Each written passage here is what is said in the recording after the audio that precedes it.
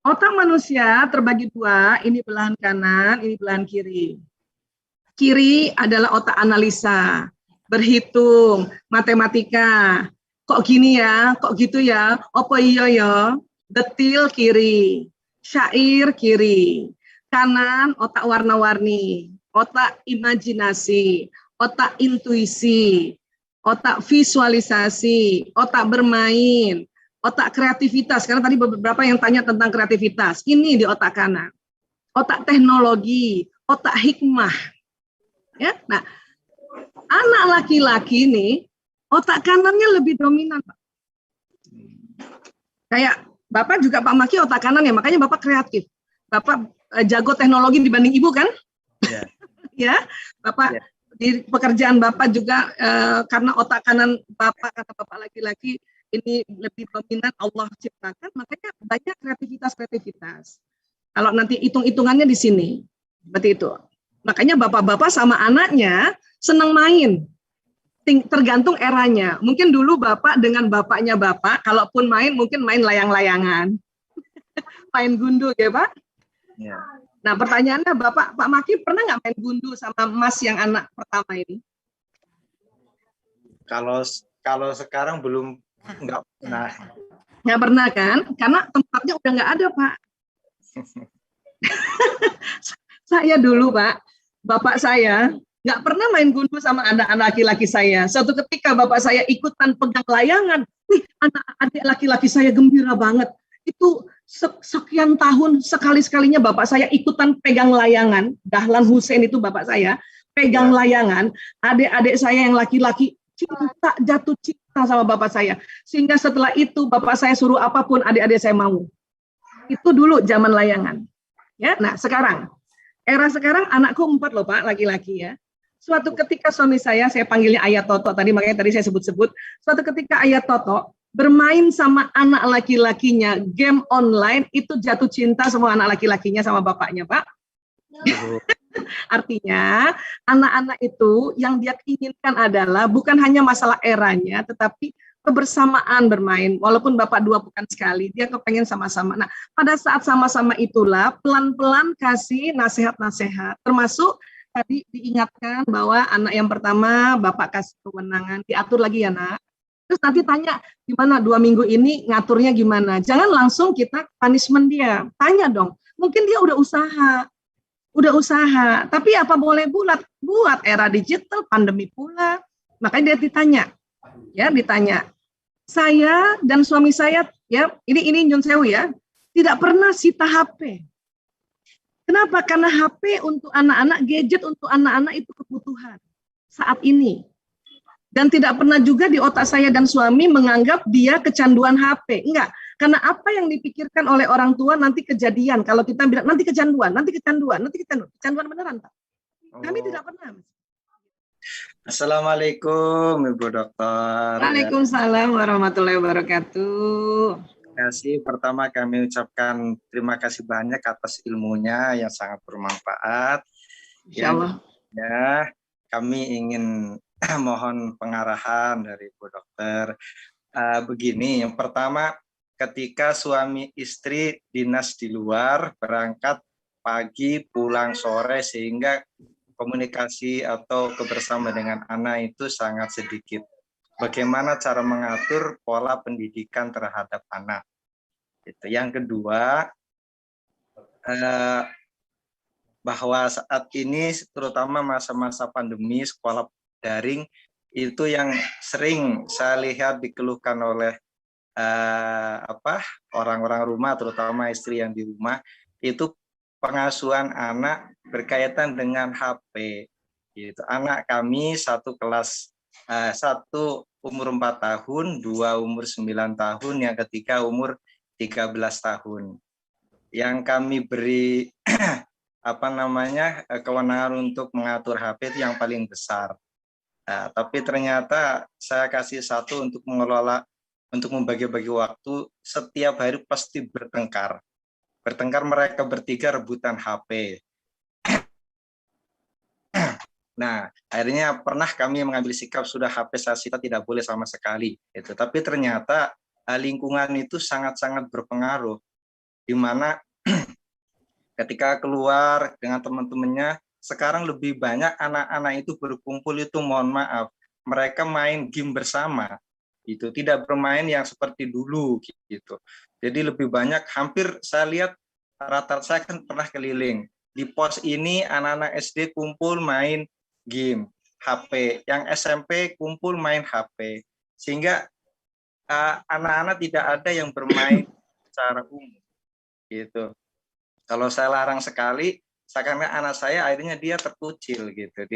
Nah, makanya gimana sikap yang terbaik untuk hal penanganan masalah HP. Terus yang terakhir, mohon maaf ini ini untuk tahapan pada fase-fase pada anak itu kan menyesuaikan usia. Kapan kita harus memberikan lemah lembut, usia berapa kita harus mengajarkan disiplin, dan usia berapa kita, mohon maaf, agak sedikit tegas, ya tegas bukan keras terhadap anak. Jadi katakanlah kalau yang SMP sudah saya kasih dia kewenangan kekuasaan mengelola HP, ternyata dia tidak bisa, terus saya ambil, saya sita. Walaupun dia marah dan sebagainya, akhirnya ya seperti itu. Akhirnya semua anak ikut marah sama bapaknya, kenapa bapak galak dan sebagainya gitu. Tapi saya nggak mau peduli, daripada HP jadi racun, mendingan mereka marah dengan saya, tapi suatu saat dia akan tahu bahwa sikap saya demi kebaikan mereka. Kira-kira sikap saya itu salah atau bagaimana? Terima kasih. Baik, Pak Tursun. Ayah, panggilannya siapa ya? Oh, nama saya Hayatul Maki. Panggilannya? Maki. Ayah Maki. Ya. Ya. Pak Maki. Ya. Pak Tursun ini bisa ikut seminar hari ini, alhamdulillah. Pak Maki tinggal di mana? Ini saya di Klaten. Tapi saya tugas, mohon maaf, saya tugas di Sukabumi di pengadilan. Saya kebetulan pulang ini 2 minggu sekali. Ibu juga kerja? Ya, kalau ibu itu usaha dagang-dagang kecil, tapi sekarang lebih banyak di rumah usaha. Gitu. Tapi masih tetap kerja ya? Nah, gitu. Bapak restui ibu kerja? Saya restui, cuma waktu itu kan saya komunikasi, yang penting anak-anak kesehatan makan itu tidak tidak terabaikan gitu. Sampai sekarang ibu tidak mengabaikan, bukan? Masih ya, bagus kan? Nah, kalau ibu alhamdulillah masih bagus, cuman mohon maaf kalau sekarang semenjak daring terus terang sering emosinya itu marah-marah ketika anak-anak itu berkelahi gitu. Ya, saya sengaja ngobrol dulu ya sama Ayah Maki, karena kita harus tahu sebetulnya setiap rumah tangga ada kebijakan masing-masing. Ya, terutama kalau untuk ibu bekerja, apakah suami merestui dengan syarat A, B, C, D tadi kan ya. Nah, tentu sekarang memang kondisinya ada perubahan sedikit. Saya katakan sedikit. Karena sesungguhnya zaman dulu ibu-ibu di rumah ngurus anak-anak, ngurus suami, ngurus urusan rumah tangga, dan kerja juga, kadang ngebatik, itu mah udah biasa. Cuman ada dekade ibu-ibu yang bekerja di luar rumah, dan kemudian sekarang di pandemi kembali lagi di rumah, itu dia merasa ada shock culture, atau ada hal-hal yang berbeda sedikit. Saya katakan sedikit, karena dulu-dulu anak-anak juga di rumah sekolahnya kan, zaman dulu apalagi tuh, ya belum ada sekolah. Ya. Nah, sekarang gini, Ayah Maki, punten, ya mohon maaf. Kalau di rumah, permainan yang bukan gadget ada apa di rumah? Saya belikan, kalau yang kecil itu mainan Lego. Gitu. Oke, apalagi? 2 perempuan, kebetulan saya fasilitasi untuk menggambar atau apa. Alat gambarnya ada? Ya, gitu. Terus kalau yang paling besar, karena saya khawatir. Yang besar laki perempuan sih, Ananda? Laki. Karena yang pertama laki, yang 13 tahun, yang kedua perempuan. Perempuan 9 tahun. Yang pertama karena saya khawatir lingkungannya pada main game semua, saya alhamdulillah saya pesantrenkan. Saya baru masuk pesantren kemarin, biar saya Sebelumnya ada permainan apa yang non gadget Bapak siapkan di rumah buat anak laki-laki pertama Anda? Saya belikan raket badminton. Terus tempat mainnya ada nggak? tenis gitu. Ya, Saya ajak tempat main badminton ada nggak dekat rumah? di jalan raya saja. Nah, jalan raya ya, oke. Terus Tenis apa lagi? Kalau tenis main di mana? selapangan karena kan kami di grup pengadilan itu ada setiap weekend itu saya ajak gitu. Saya Ada ya? Nah, alhamdulillah kalau ada ya. tapi semenjak Oke.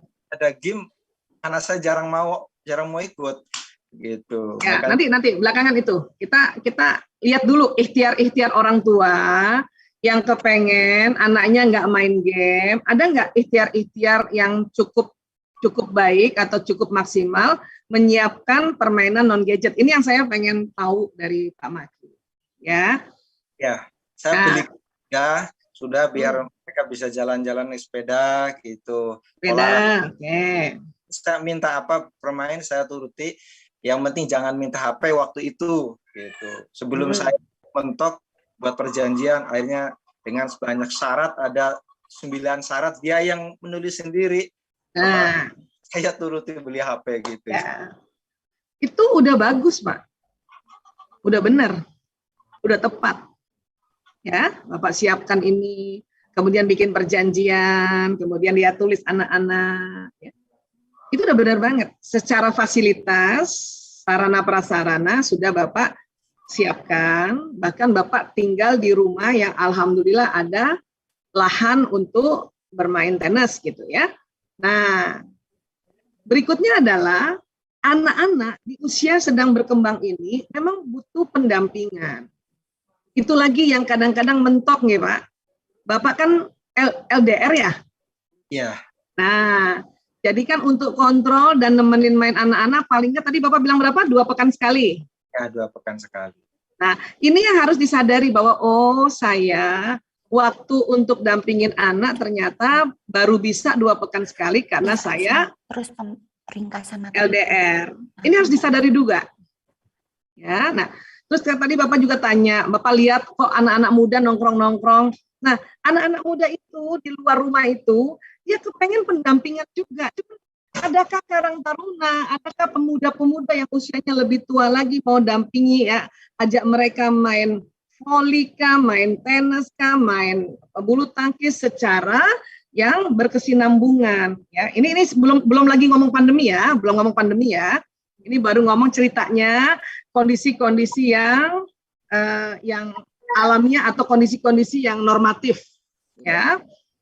Karena saya ingat juga dulu di kompleks saya kalau ada kakak-kakak kami, kakak-kakak tetangga nih, remaja-remaja yang ngajakin kita malah kita nggak main gadget, kita malah nggak nonton TV, kita malah ikutin gitu dengan teratur. Hari Senin sore voli, Selasa sore sepeda, seperti itu. Nah, ini yang sekarang kurang, Pak. Karang Taruna yang bisa ngajakin selain kurang, kenapa? Satu memang tempat lahannya untuk ajak main bulu tangkis saja tadi Bapak di jalan raya. Mau ajak main futsal jauh gitu ya. Cuman ada misalnya tenis aja sudah ada, syukur banget, Pak.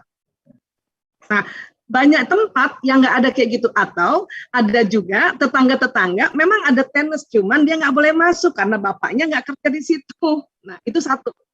Jadi sarana prasarana sekarang berkurang karena lahan yang diambil untuk rumah atau lahan yang diambil untuk bangunan-bangunan pabrik dan sebagainya ini berkurang, Pak. Ini harus kita sadari dulu nih. Kita makro dulu ya, baru nanti mikro ke tetangga Bapak.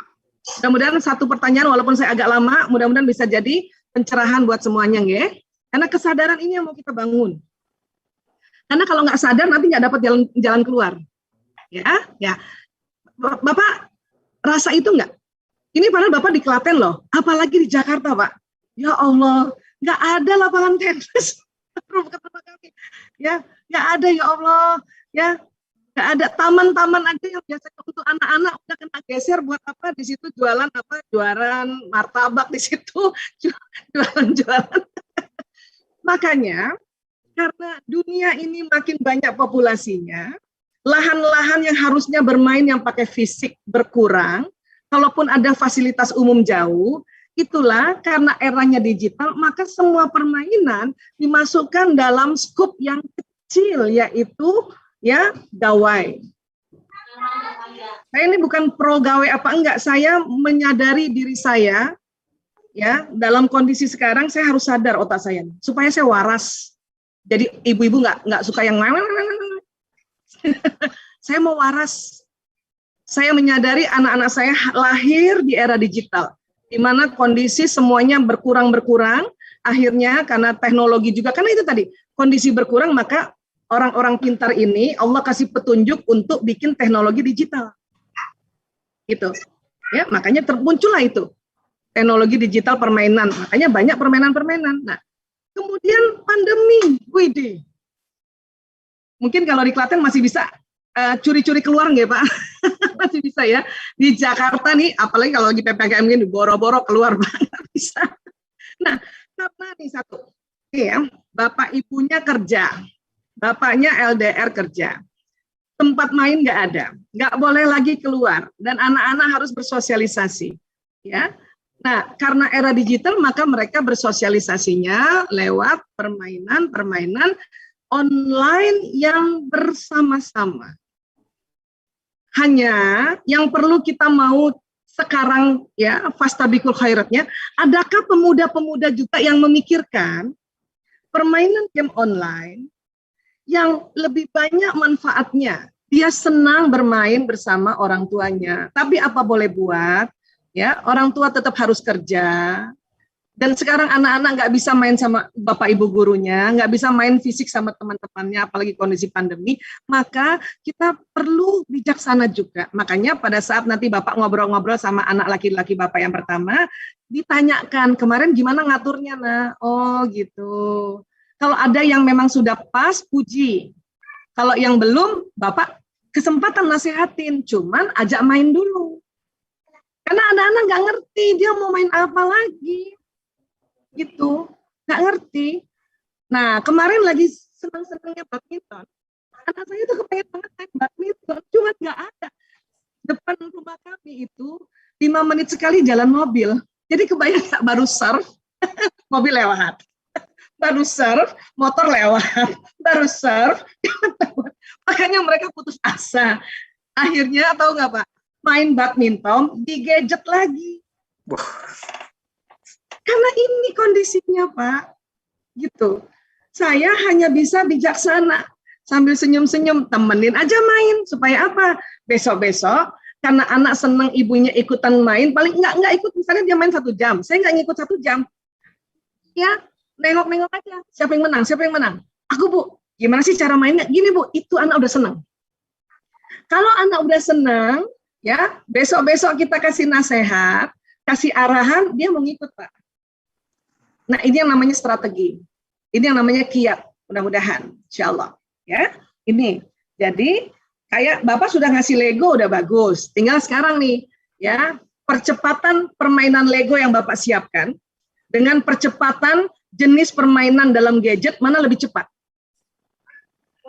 Legonya kita nggak tambahin variasi baru, ya, maka anak kurang tertarik. Karena otak kanan anak-anak kan mencari hal yang baru lagi. Sementara, ya, program-program permainan di dalam gawe ini dalam waktu sekian minggu tuh ada permainan baru, ada yang permainan. Ini kita lagi berlomba untuk itu, ya. Makanya waktu suami saya punya, dia dokter. Mas Ego tahu persis, suami saya ini seneng banget inovasi. Dia punya tim, ya, tim khusus pembuat game anak-anak Indonesia.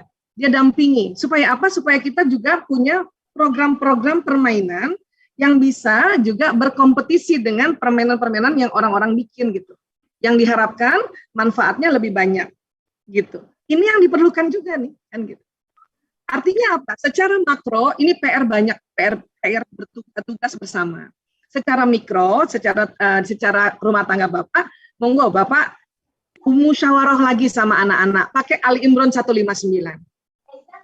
Minta lemah lembut dulu, Bapak maafkan dulu anak Bapak. Kalau yang Bapak tadi menganggap, saya udah kasih wewenang, tapi kok kayaknya menurut Bapak ya, dia tidak maksimalkan, itu menurut Bapak nggak lihat per menitnya. Betapa dia udah usaha. Betapa dia juga berusaha untuk mendamaikan dengan adik-adiknya. Tapi apa boleh buat, anak umur 13 tahun apalagi laki-laki, otak akalnya belum lagi mature, belum lagi mateng. Karena sekarang balik dan akil dia berpisah. Nggak kayak dulu akil balik jadi satu.